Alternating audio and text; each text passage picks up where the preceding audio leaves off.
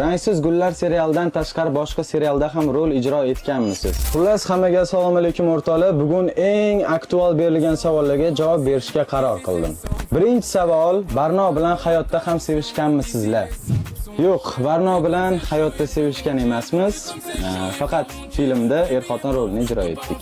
Ikkinchi savol: Rangsiz gullar serialidan tashqari boshqa serialda ham rol ijro etganmisiz?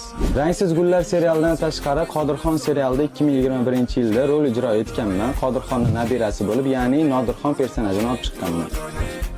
Yana shunaqa savol berildiki, oilangizda boshqa yana san'atkorlar bormi? Yo'q, oilamda faqat men san'at sohasiga kirib qolganman. Shunaqa. Aynan mana shu savollar direktimga ham, Instagramga vapros qo'ysam ham juda ham ko'p kelardi. Shuning uchun birato'la video reels qilib javob berishga qaror qildim. Hammaga rahmat. Rangsiz gullar serialidan tashqari boshqa serialda ham rol ijro etganmisiz? Xullas, hammaga assalomu alaykum o'rtoqlar. Bugun eng aktual berilgan savollarga javob berishga qaror qildim. Birinchi savol: Barno bilan hayotda ham sevishganmisizlar? Yo'q, Barno bilan hayotda sevishgan emasmiz.